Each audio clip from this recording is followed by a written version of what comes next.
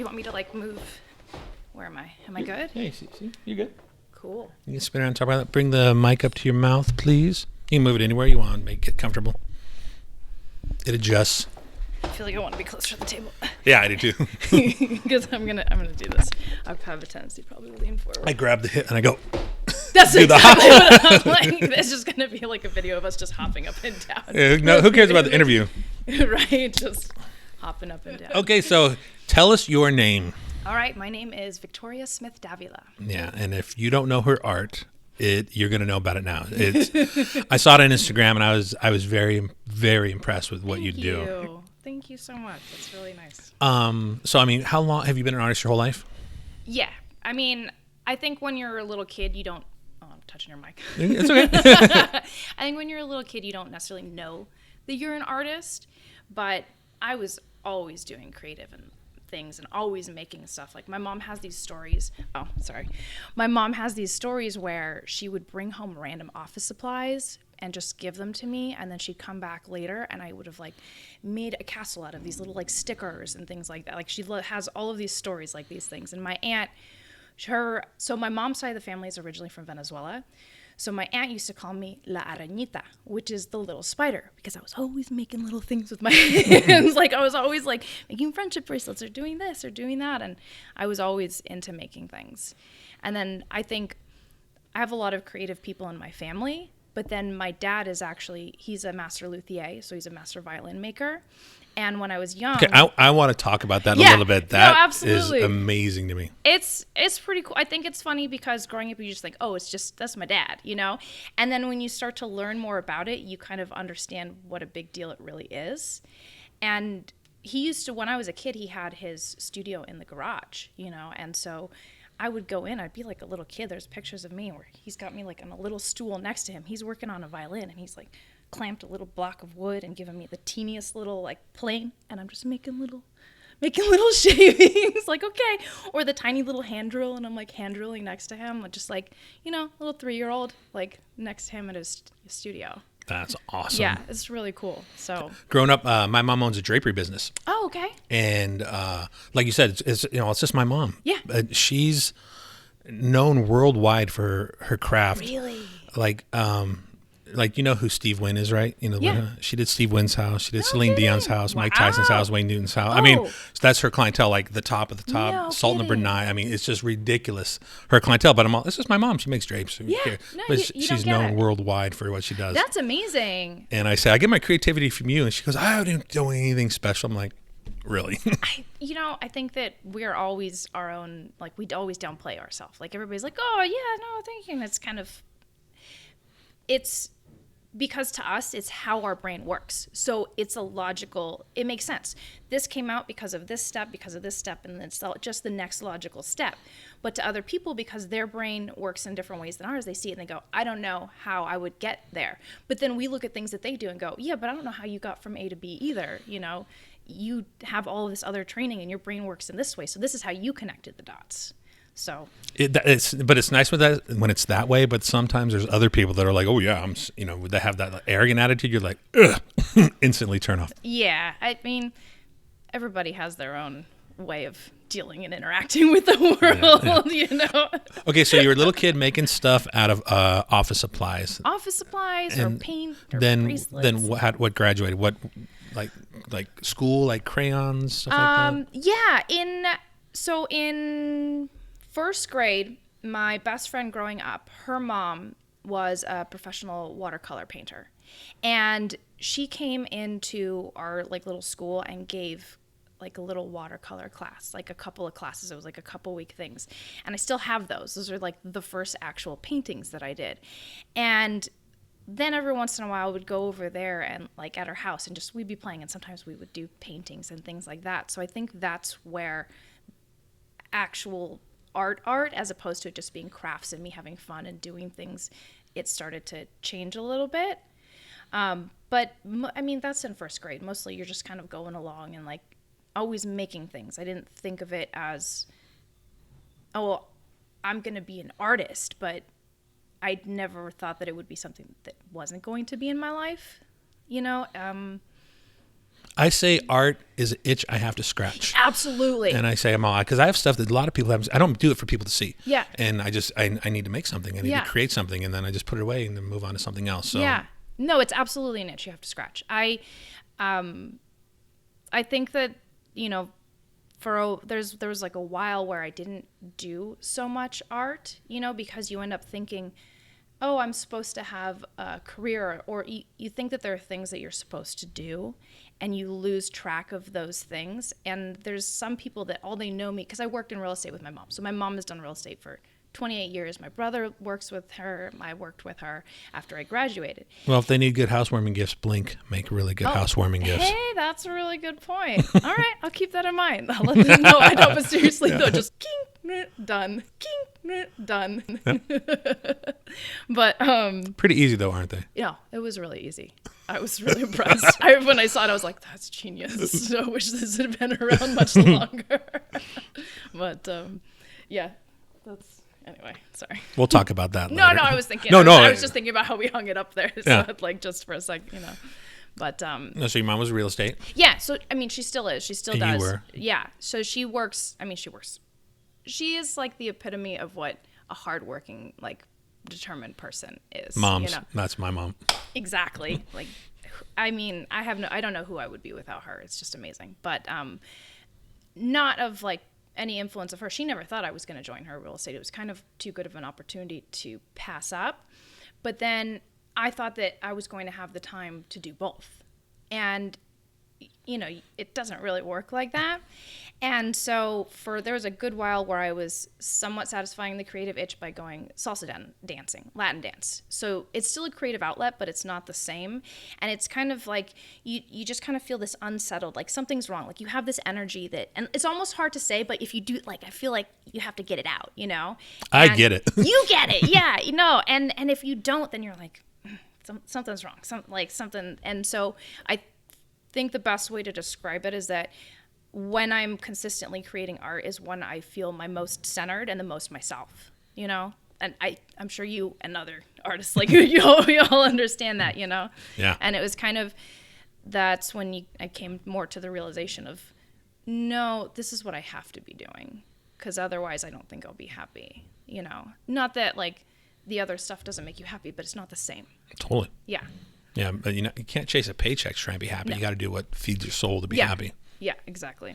Okay, so then when did you really like start getting serious about it? Like serious? Probably the beginning of this year.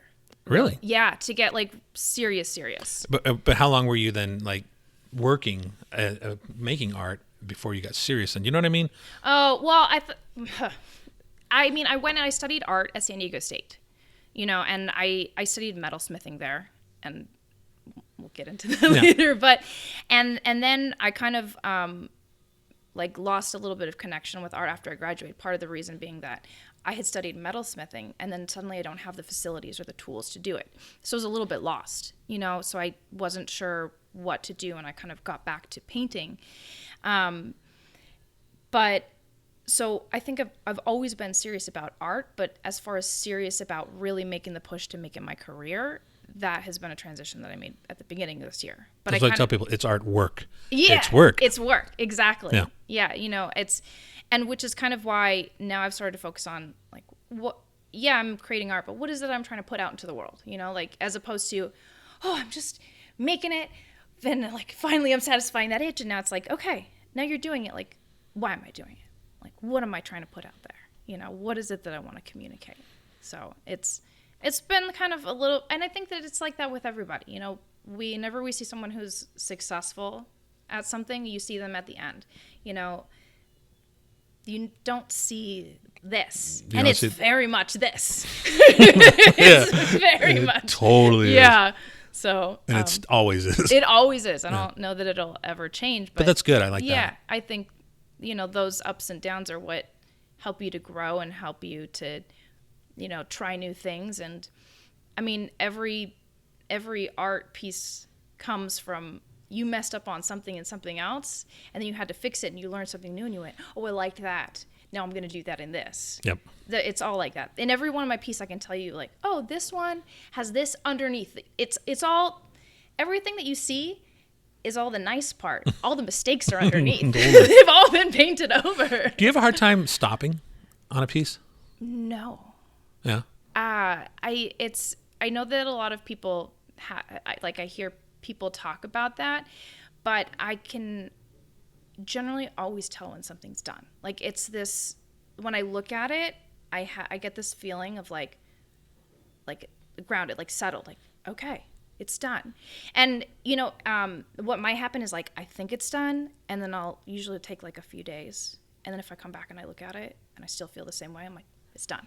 Yeah. But I think has more to do with when I look at a piece, if my eye keeps going to an area that's bugging me, that area is not done. Yeah. And once that no longer happens, I get this like happy feeling. It's like this like inside where I'm like, oh, I made that. It's almost the moment when you look at it and you go, did I really make that? And I'm like, oh, it's done. That's perfect. I don't have that problem either. When I see piece, like I said, if something's bugging me, I'll go, ugh, Yeah.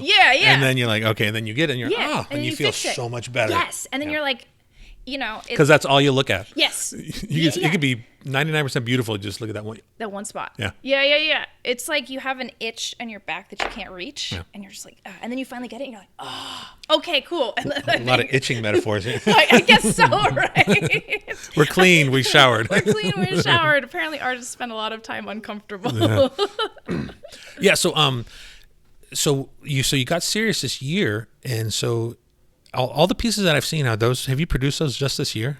No. So this one definitely, because I wasn't dedicated to it, the pieces were taking me way too long. So what medium? Acrylics. Yeah, acrylics. And then I tend to paint very large. And that actually came as a result from when I stopped metalsmithing after I graduated. And I was like, okay, well, maybe I'll, pick painting back up. And I was doing these like small things that I had done kind of in high school, and it wasn't satisfying the same feeling, and I couldn't figure out why. And then I realized, I started to like, well, maybe if I get a little bigger. And it was when you work in 3D objects, it takes up space in the world and it's tangible, and I was missing that. And then once you go big, all of a sudden it takes up space in the world again.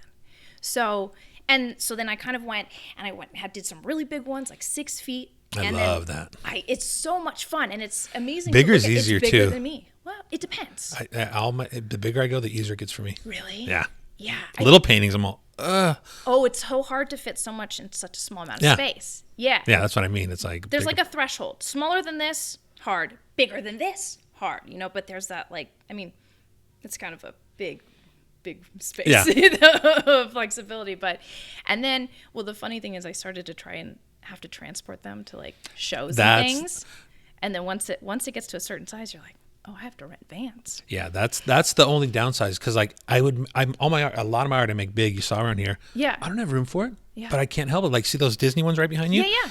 I did those so long ago, and that's the first when I got the studio. Is the first time I ever could hang them up together, because no one has wall space that big to do. Actually, I'm very lucky in that I have some really good wall space. That's awesome. So the 6-foot one is hanging up, but it's like right behind where I paint. So it's kind of nice though, because it's inspiration, and I kind of tend to rotate them depending on what's going on. Totally. Yeah. It is good to rotate art. But now I'm starting to just have big canvases just leaning against the wall. Like, where do I put these? Yeah. I don't have the studio because I work at home. Luckily, my boyfriend is very cool with the fact that I have the entire dining space. Like, the table is now my art table. And we have tall ceilings in there, and I have some like windows from up above, so it's really good light. But it's just, you walk in and this is an art studio. What a great way to use that room, though. I know, right? Yeah, I have an idea for a 10-foot painting right now. Oh, I want to do, and so it's a very special idea that I have, and I got the room in here to do it, So you do. Like, I make all my own big canvases. Yeah. Oh, really? Growing up in a drapery shop, I work with fabric and wood my whole life, so I understand fabric, the buy, stuff like that. So, I mean, when Michaels has them on sale for 70% off, I buy a ton of them.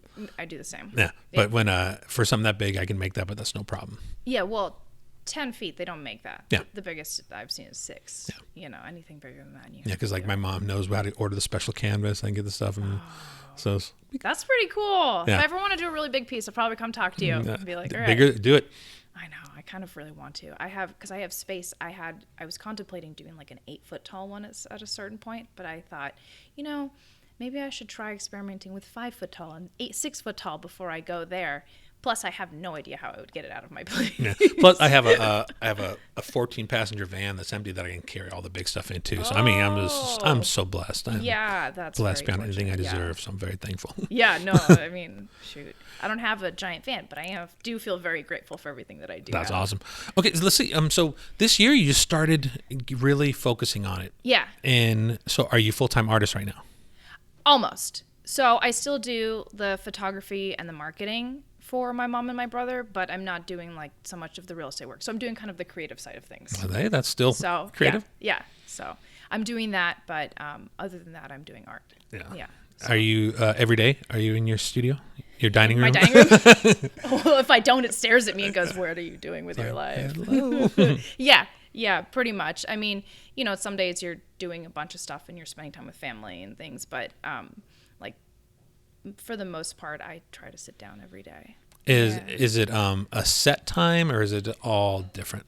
It's all different. I want to get it to be more of a set time, but that seems like it's forced though. You know, when I got to go into this time because I don't like a set time because like when I create, I get inspired and I do that stuff, and sometimes I'll do marathon sessions, you know, and other times I'm like, you just keep going. I'll work for an hour. I'm like, I'm done. That's what I mean. I'm done today. There's some days you have those days where you go in and you're like, I'm trying, but this is not working. So you kind of have to do something else. Just step away. Yeah, exactly. So some days are super long days and you paint and you're like, wow, I need to sit down. Yeah, it's like, it's 8:00 already? Yeah, right, exactly. Yeah, but I love days like that though. I know, they're the best. You feel the most exhausted and the most like satisfied. Oh, totally. Yeah. Such a productive day. Absolutely. So you started doing this stuff. So are you selling your paintings right now? Yeah. I sold a painting recently, which is what you messaged me from, so to do this. And I did a commission earlier this year, actually in black and white, which is what inspired me to do another black and white one because I really loved how it turned out. So I mean, I am selling pieces. I have things. I need to revamp my website so that I can like make it easier, I think. But I sell them. What advice do you have to artists watching this on how to get out there and start selling their pieces? I think sharing it with the world. I mean, the commission that I got is from Instagram. And I have other inquiries that are kind of like in process of talks of having, you know, commission pieces done. And most of them come from Instagram. Some others are like, you know, sphere of influence and stuff like that. But something that I've had to learn is that it doesn't come to you. And I'm still learning that. I kind of feel like I'm the tip of the iceberg of that, but you have to go after those things. They don't really come to you. So if I don't put it out there, nobody's going to see it. And nobody's going to be interested in it if they don't see it. So yeah, I saw something someone said, it's like the most simplest form. He goes, you're trying to get attention. Yeah, it is. It's just you need attention. It's like if you want to be viable online, you need attention. Well, it's kind of a weird thing where I feel like I've had to get over, because there's the stigma of the social media and it being like you said, I'm just trying to get attention of like, look at me, look at me, look at me. So I had to kind of figure out how to reorient things so that I didn't feel like I was sitting there going, look at me, look at me, look at me. Like, and there's nothing like wrong with that either. It's just my own uncomfortableness, I guess, with that. I think there's a difference between bragging and adding value. Yes. And so like if you're just trying to brag about, that's nothing. But if you say, you know, here's art, this is what I'm doing, and you're sharing with the world, that's a completely different thing. Yeah. And I think it's maybe looking at it differently and valuing it different because art has such an important place in the world. You know, not only doing it inspires me, but part of it is that I want to inspire other people. And, you know, even kind of sometimes saying that feels like, oh, I think so much of myself. But it's really more so that I love being happy and having that joy in my life and being able to share that with other people and hopefully maybe lighten their day a little bit, because everybody goes through stuff. Everybody goes through stuff every day. and including myself. And part of doing art helps me with all of that. And so if I can put out something that is more positive and joyful and someone sees and it lightens them even for the briefest moment, then I've done a good job. Nice. Yeah. So. How'd you feel the first time you sold a piece? Oh, like it wasn't really real. I felt so weird. It's an awkward feeling. I almost tried to talk him out of it. Why do you want it? No, you don't want it. Really? No. It was the weirdest thing, Yeah. And so it's like, you almost feel uncomfortable. Like, well, you have to get over feeling uncomfortable about it. That's just something that I did. Yeah. Who cares? But they care. Yeah. And it's such a compliment. It's a huge compliment. When I started realizing that, I'm like, oh my gosh. Well, they want to put this up in their house?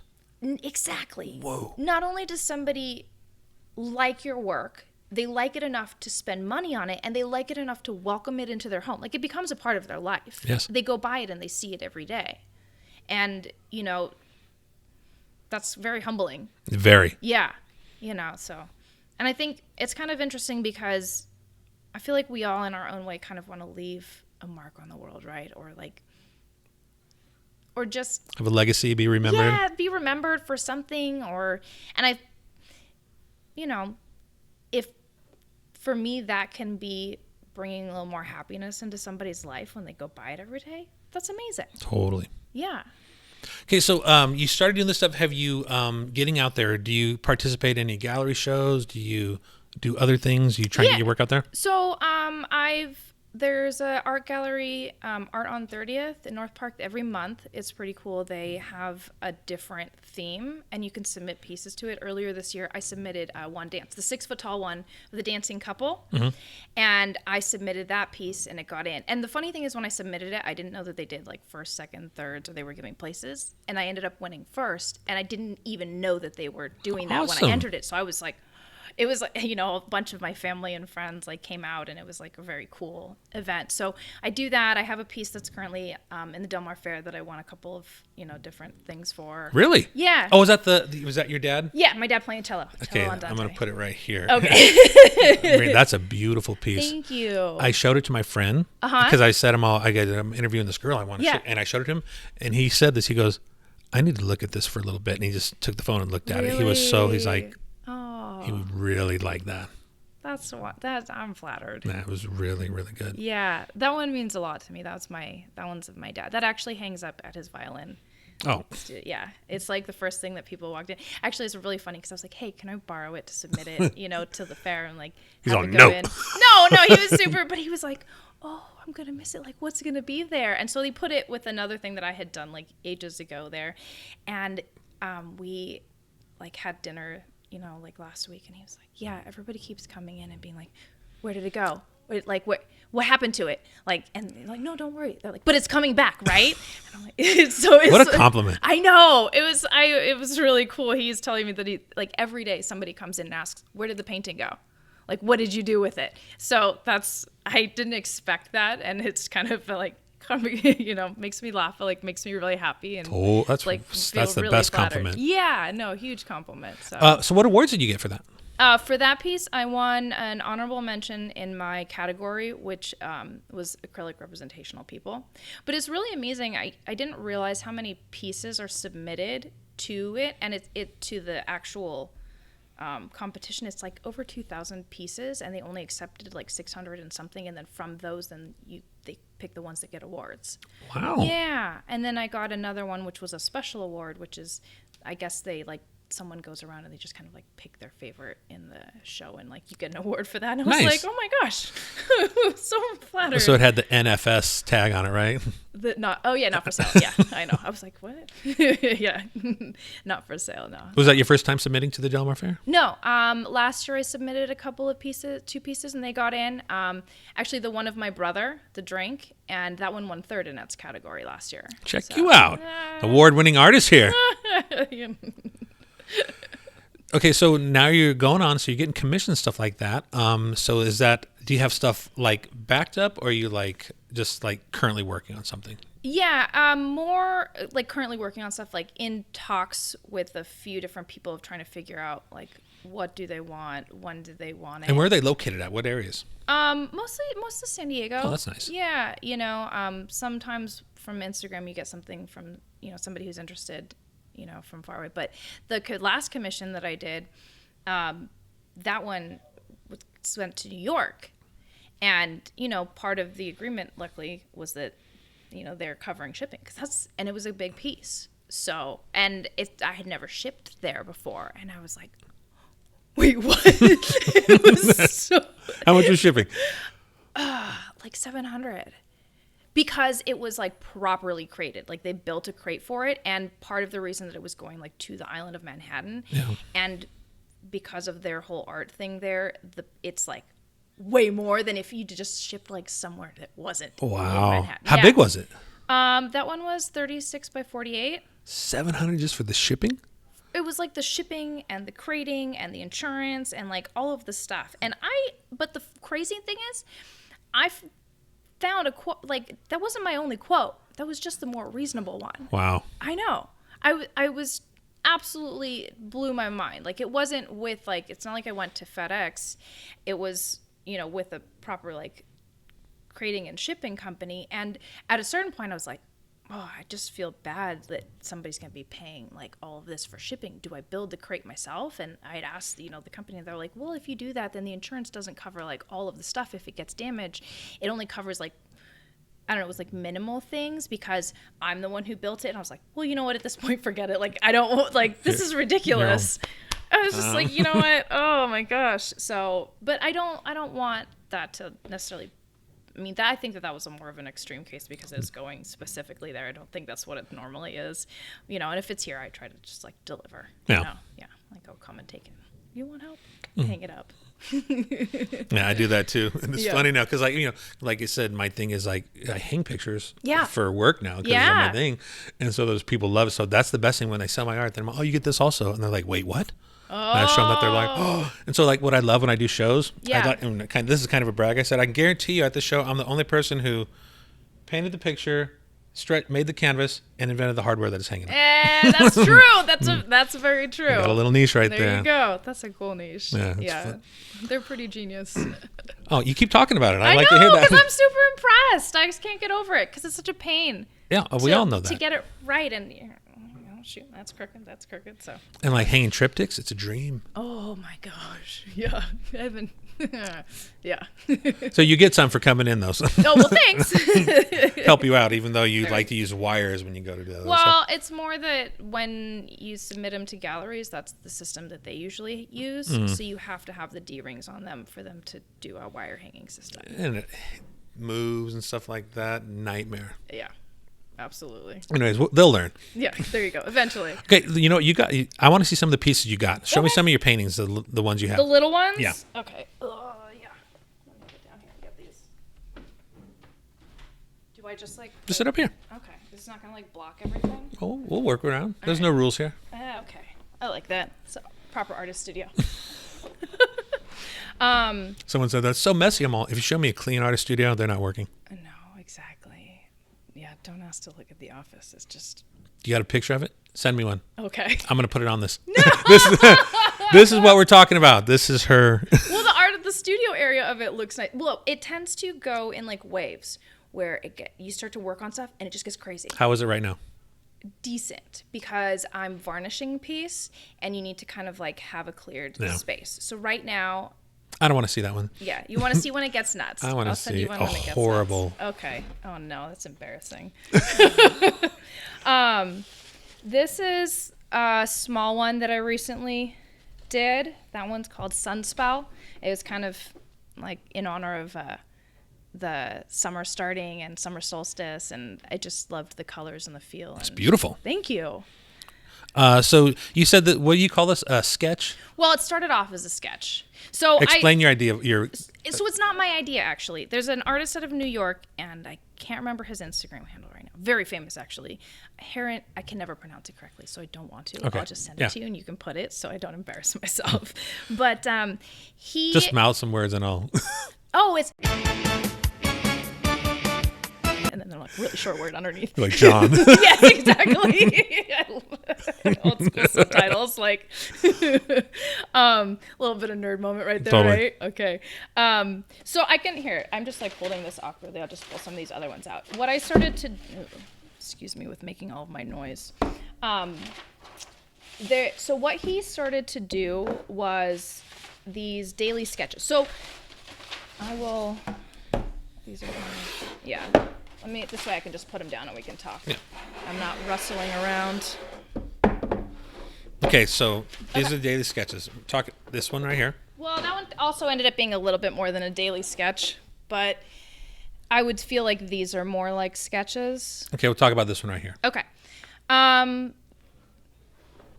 That one like has some serious David Bowie vibes going on. And so part of what I'm using them for is experimenting with colors, because I have a series that, like, this is the first piece in the series behind me, and I'm experimenting with my color palettes so that way I'm definitely going to do one in this color palette, and I'm definitely going to do one in this color palette. But these ones are fun, but probably not the vibe that I'm going for.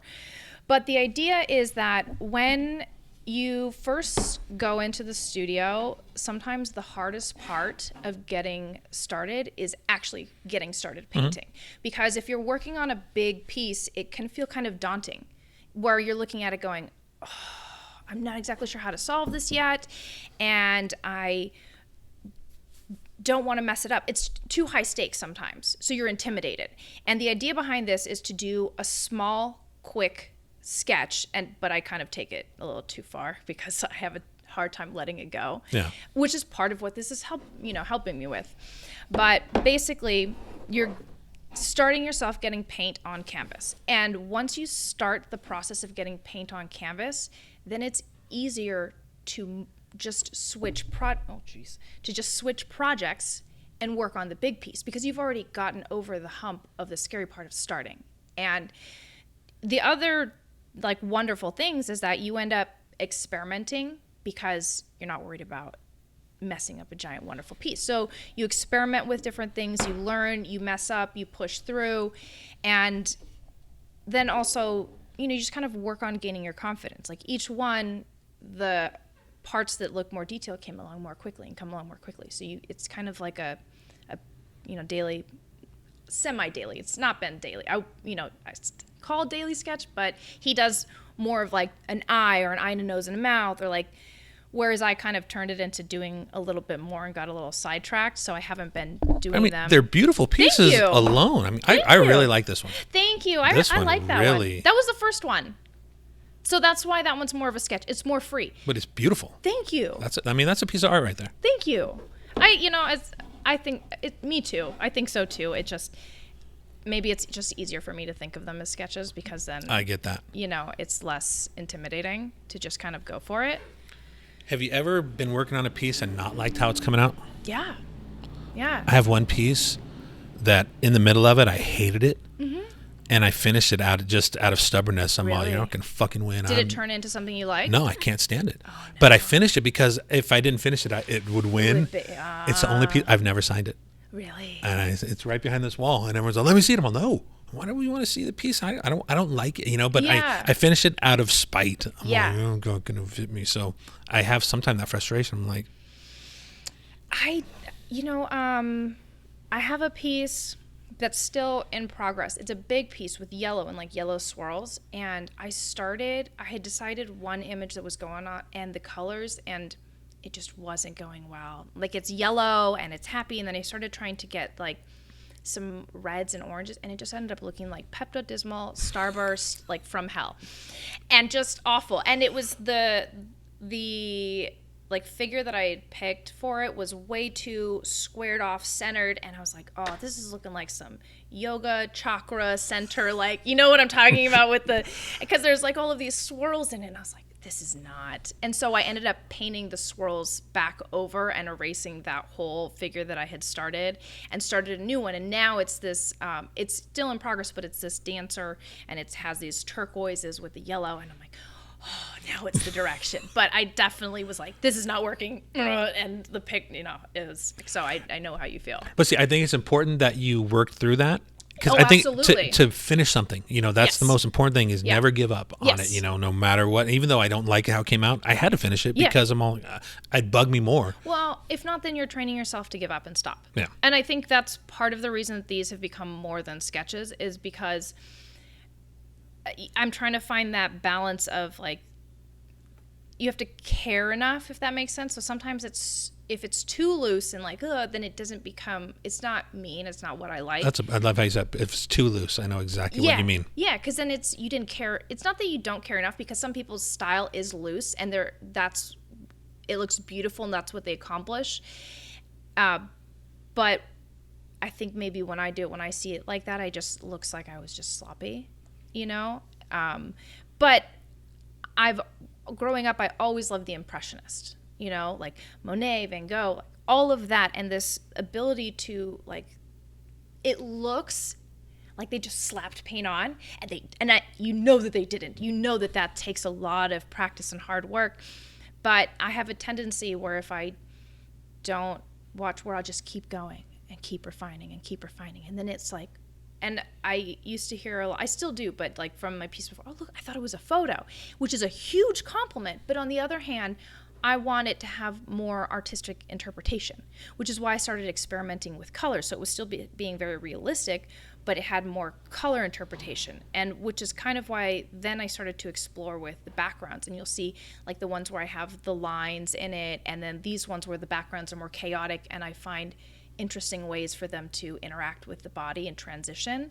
And for me, that has, it's more fun that way, because then I get both. It's like, okay, I got to be a little bit more free with things, but then, in the faces and the things where it counts, then I make it be more precise, and because I really want to capture the person properly. And, maybe I'll get there to a point where I could just capture. Wait, how is that? I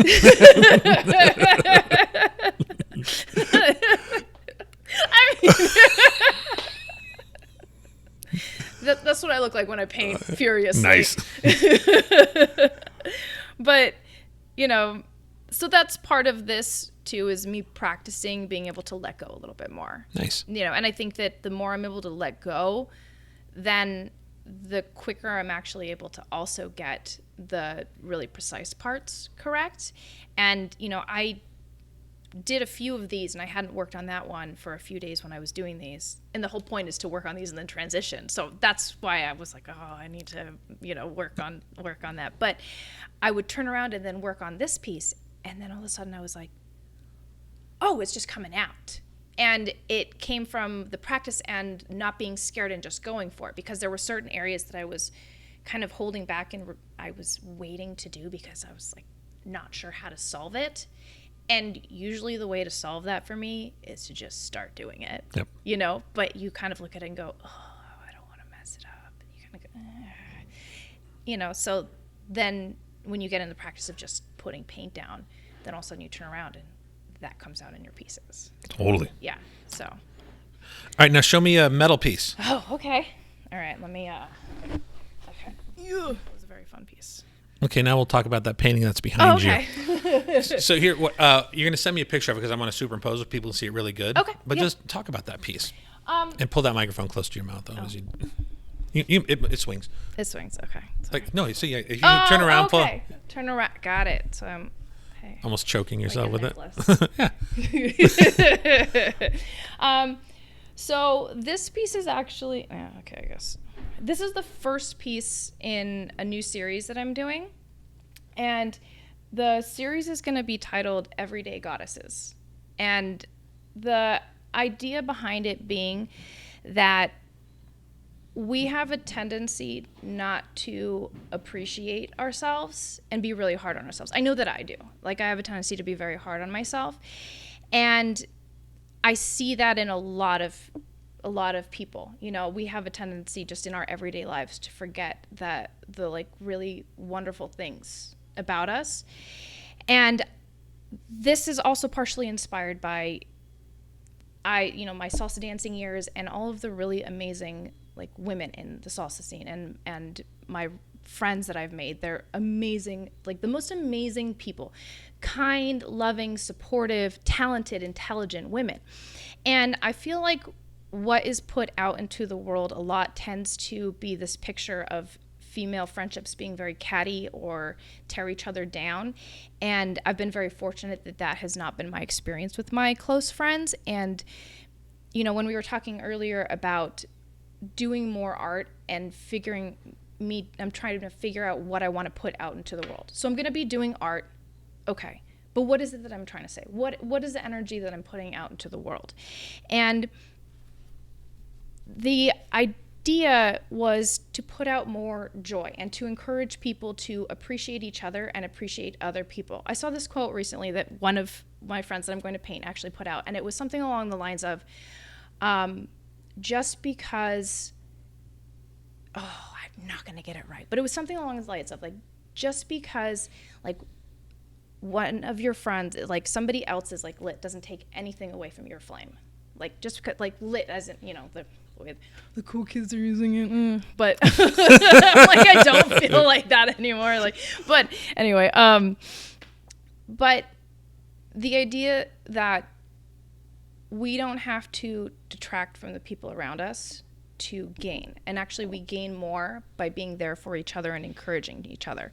So first off, these women all are amazing people that inspire me. You'll shine more by shining your light at others. Exactly. And then it's also more fun for me. I'm painting people that I love, that is joyful. I tend to paint a lot of people that are important to me because of this. Because I also feel like when you know someone, you're able to really bring out and kind of show who they are and their qualities, you know, and then also so that they see and appreciate themselves the way that everybody else sees and appreciates, you know, them. Like this is actually my second painting of Bianca. She's a very, very amazing, like, woman. Professional salsa dancer. She has her master's in poetry. She teaches. She's just, and literally the most positive, kind person you will ever meet. Is she here in town? Meet. Yeah. All right, tell her to come in. I want to talk to her. Oh my God, you would love talking to her. Okay, I'll tell her. She's amazing. Yeah. So this is my second painting of her. The other one of the tall, big one of the couple dancing, that's also her. And when she came in and she saw it, I actually recorded it and I haven't posted it yet. And even though it was a while ago, I still need to. But she was like, oh, is that... I don't look like that. Is that not what I like? This is way too. And I was like, no, Bianca, what you don't understand is this is how everybody sees you, you know? And like, you know, she cried a little bit. Like we got Did teary. You cry? Yeah, of course I got teary. We're like, okay, not like bawling, but just like, you know, it's a really rewarding, amazing moment. And it's kind of that thing of where we don't really see ourselves the way that other people see us, the people that love us, and to be able to kind of have an actual representation and show her, no, you are amazing and wonderful. This is how we all see you. And for her to kind of like see that, like that's just on top of being able to paint a wonderful person and do something that I love, then to also have that moment with someone is amazing. Has she seen this one? In photos. Yeah. So not in person. But when I told her what it was about, you know, we had this like really amazing exchange. So the way that she was raised is her mom did not let them ever say anything negative about themselves. Like they were never allowed to say, I can't. If they decided they weren't going to do something, it was because they didn't want to. It wasn't for them. It wasn't because they didn't have the ability to. So my favorite story is her sister one time was like, why don't you go audition for So You Think You Can Dance? And she was like, oh, no, I can't in that moment, right? And her sister immediately was like, oh, you said I can't. I'm going to tell mom that you said that. And she was like, oh, no, don't tell mom. And she told me this story and it was just, it has stuck with me. And what an amazing way to be raised, and what an amazing value system to, it doesn't mean that like, you're full of yourself and you're just like, ugh. It's just more that your own thinking is not going to be what's going to stop you from doing things. Nice. And so to me, that's what I wanted to epitomize with this. So I'm not 100% done with it. I really want to kind of sneak in the words, beauty is believing in yourself, because I feel like that's what this piece is about. It's, yes, she's a beautiful person, but a tremendous amount of why she is beautiful is because of who she is. And so I think that really epitomizes how she was raised and who she is. And every time I'm around her, I feel better afterwards. Awesome. Right? And so I have a list of my friends that I, want to do these paintings of.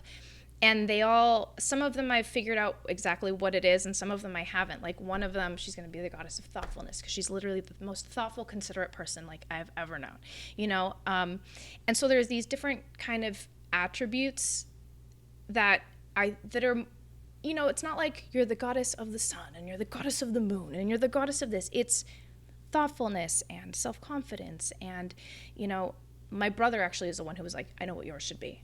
Because I, wanted, part of it, one of them was going to be a self-portrait. And he said that I will be the one of uplifting. So in doing this, I am uplifting those around me. Totally. So, and I was like, wow, that's really flattery. Like, and then I was like, well, that also kind of makes sense. So, well, they're all very practical. Yeah. So in the sense that it being everyday, because I didn't want it to be something where it's unattainable or detached from you. I want people to be able to see themselves in these. And, a lot of it is for me, because these are things that I see that I want to be more like, that they inspire me to be better people. Like, yeah, I want to be more thoughtful. Yeah, I want to have more self-confidence, not in a superficial way, in the, like, I believe that I can do it, So it's about bringing more of that and putting more of that into the world, and more joy and that sense of community, and that we can come together and support each other and uplift each other, and that's good for everybody. It is. Yeah. That's awesome. Yeah. So that's what this series is going to be about. And this is the first one of it. So it was kind of funny, like, explaining and talking all about it. I have this like whole picture of them. I'm like, but I have one right now. But I will have probably somewhere around like 10 or 12. Awesome. Yeah. Okay, I could talk to you for hours, but we got to cut it off right now. Okay, no, absolutely. We've been talking for an hour. Have we really? Yeah. Oh, man, time flies when you're having fun. But did you bring a T-shirt in? I did bring a T-shirt. What did you bring in? You're going to laugh. Oh. I like to laugh. Oh, and here, I told you, you get some blinks. Yeah. Try those out. Wow, it's like a whole bag of them. Yeah, you get 24. You can hang 12 pictures with that. No kidding. Yeah. Cool. And the instruction on the inside just to help out. All right. Rad. Okay, let me get the... Let's see what you got. Okay. So I have a relatively, like, cheesy sense of humor. No, really? So... That laugh just said it all. I brought you a Oh, I brought you that is a awesome. T-shirt. That is... I love that. Oh my gosh. That is... It's literally a T-shirt. I probably will get one for myself, because I actually drink a lot of tea, so... That is rad. All right, you got to sign it. Okay. Sign it like right here. I'll Right hold there. it tight for you. Okay, cool. And then you get to go pick one out of the collection for yourself. Rad. Cool.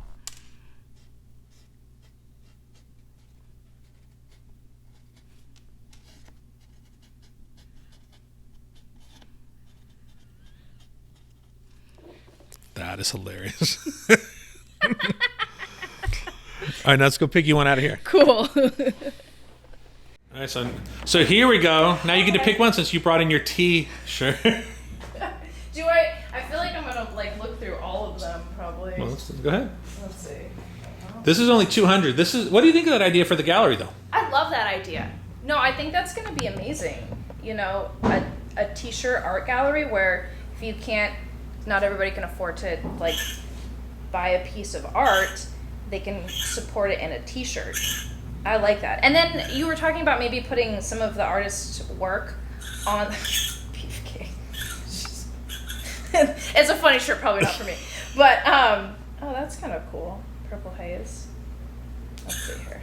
I love that idea, because then you can still support the art and have a piece of it without necessarily having to like expressions of R2D2. Bleep, blow, blow. A nerd like you gets that. That's really funny. Okay, oops. Oh, you bought it. I know, right? I I have to think about this one. That's really funny. Hold on. See, just think about this. If going into the gallery, having thousands of shirts like this to go through. Well, it's funny because you're filming me right now, which makes me feel a little bit like I need to go through them quickly. No, don't worry about that. That's what editing's for. Okay, that's true. I'll only have you going for about 5 seconds. Okay. Because I kind of literally want to look through all of them. Like a wrench.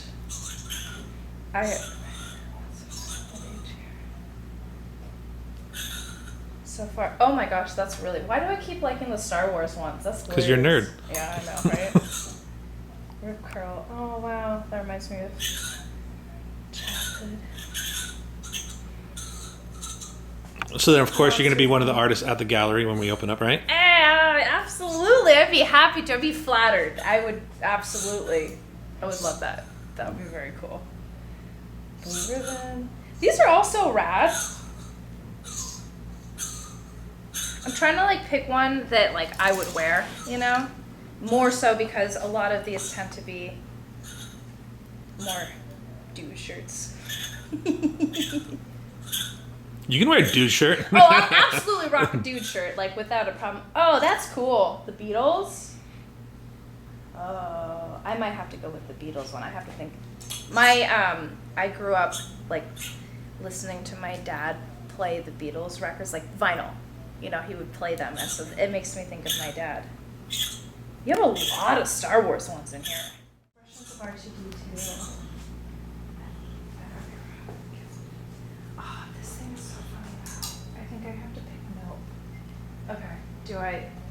Oh, you've been recording me the entire time. Okay. Yeah.